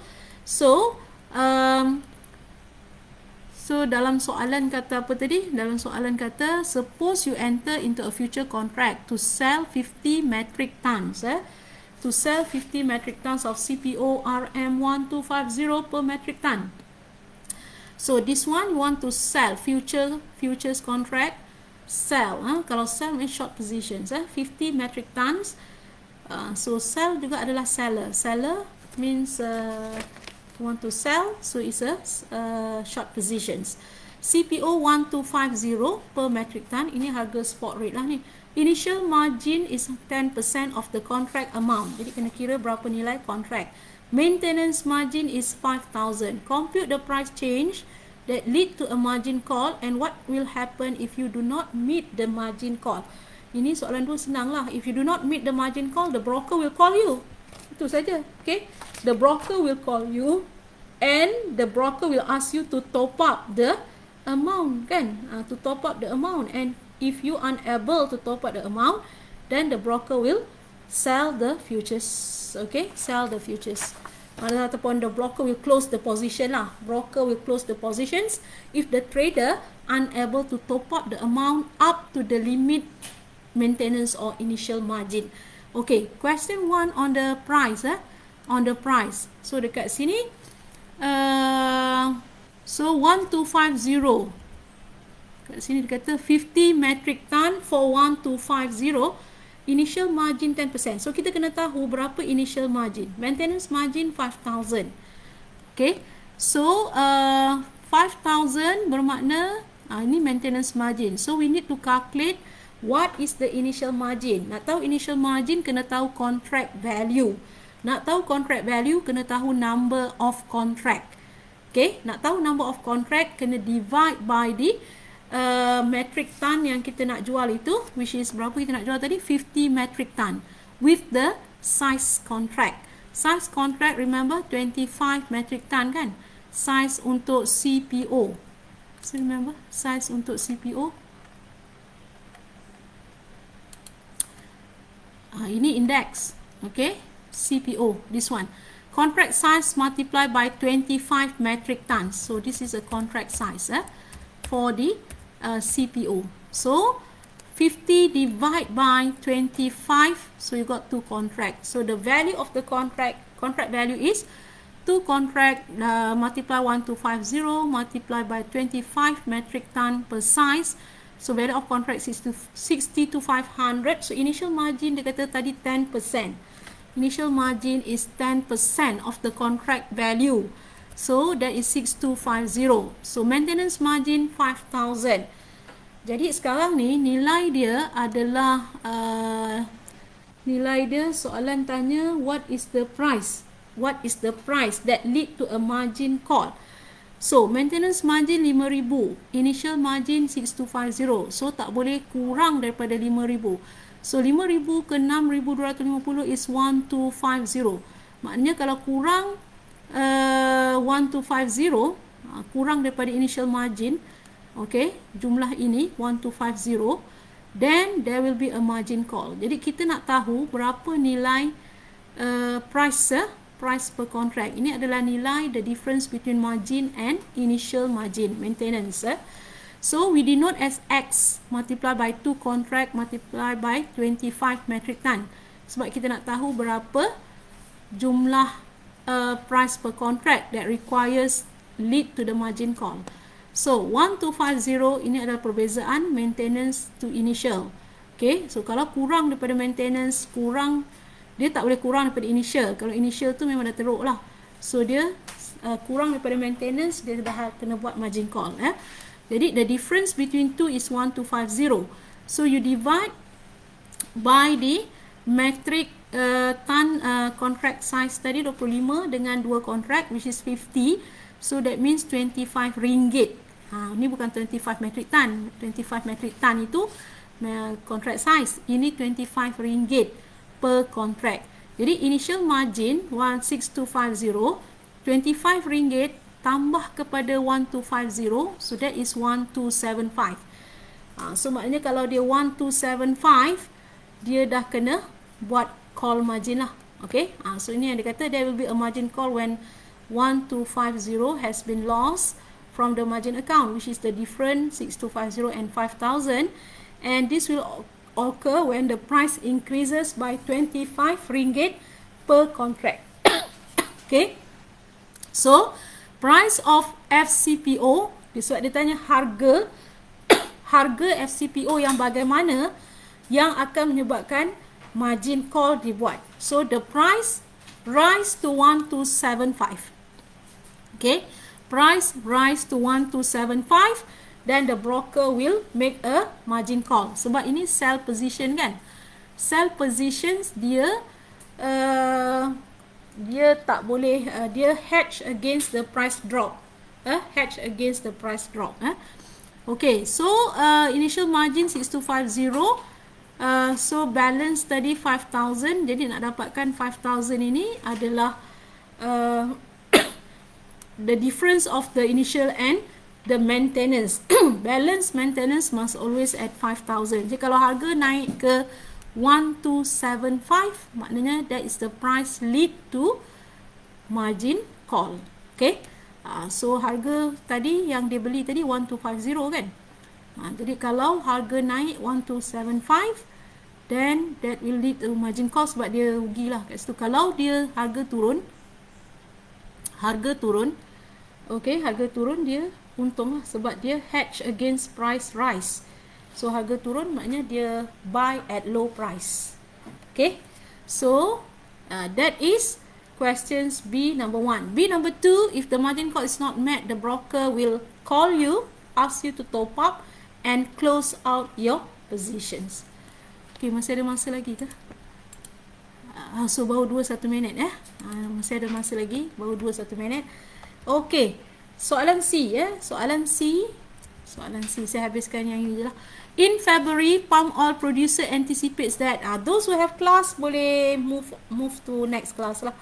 Group 6E boleh join sekarang 6E boleh join kalau 6C ada kelas boleh go to next class.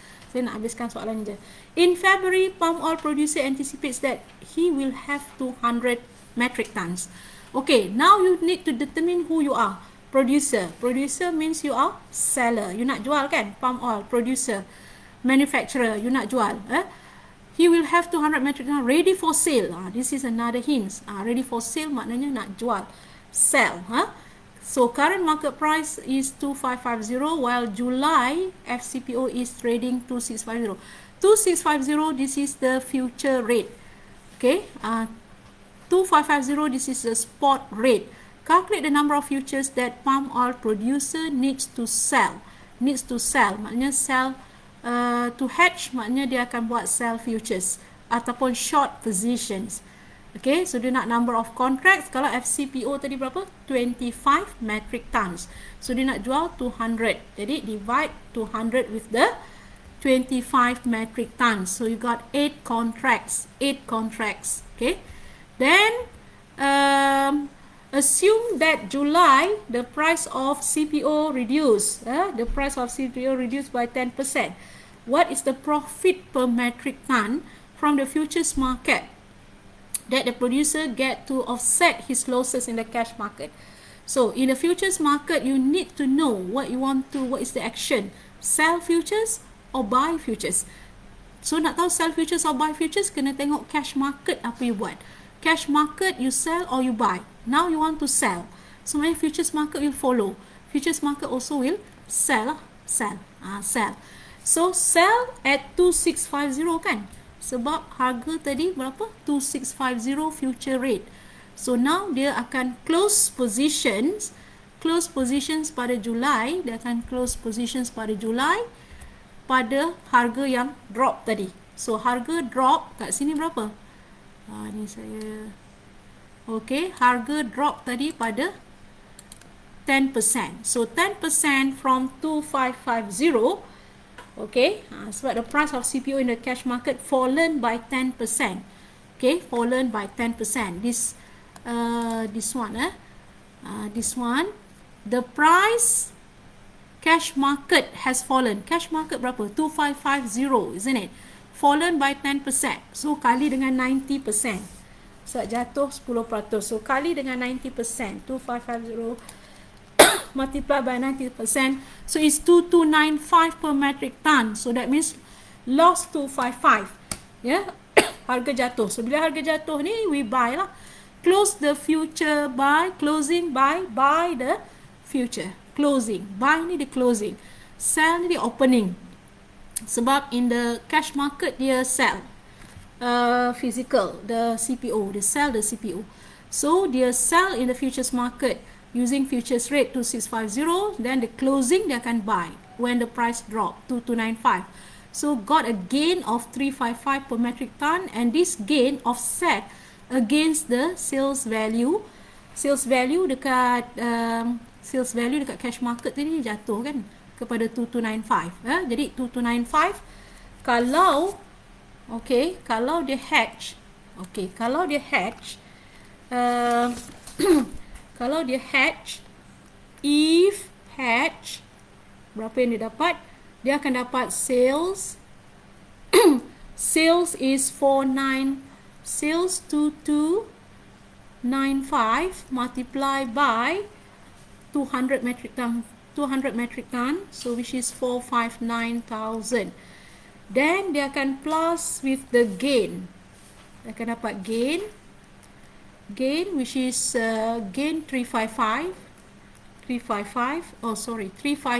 per metric ton kan, kali 200 lah. 355 per metric ton kali multiply by the 200, so dia akan dapat in the futures market 71,000. Okay, tapi there is a losses. Sebab losses because this one 255, because the price dia jual sekarang dah turun by 10%. So 255 multiply by 200 losses.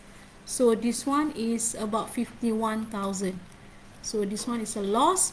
So if hedge, dia akan dapat 479,000.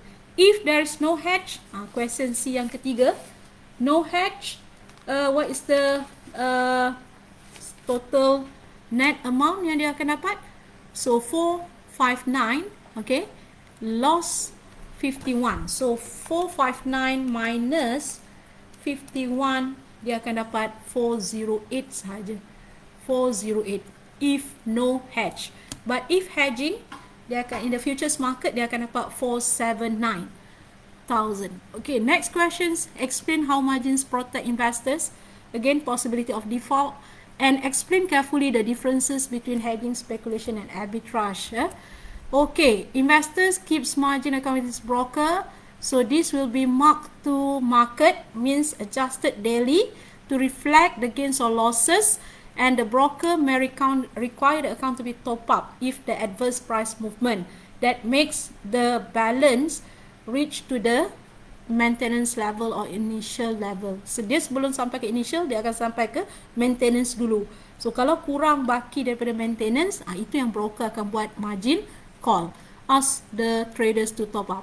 Okay, a company is hedging when it has an exposure to the price of an asset, takes positions in futures or options market to offset the exposure. Speculation has no exposure to offset, so it's just a gambling or betting on a future movement in the price. Arbitrage pula involve taking a positions in two markets to lock in a profit. Okay, so I think with that, 2 jam berapa minit kat sini?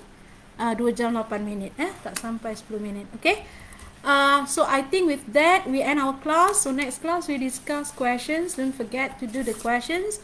That is as part of preparation for your test 2. Test 2 on futures and options nanti. It's not easy questions lah. Okay, so any problem, any questions kalau ada nak tanya? So if you have any questions, you may ask me in the Telegram lah, kalau tak sempat nak tanya kat sini kan. Okay, thank you very much for your attention. Okay, thank you Alif, Imran, thank you to all of you. Okay, I end class today. Hopefully everybody will understand. Futures ni sebenarnya interesting topic. It's a new things, derivative. So I end my class with the Thank you very much to all of you, and wabillahi taufiq wal hidayah. Assalamualaikum warahmatullahi taala wabarakatuh. Okay, thank you also Adriana and Shahira.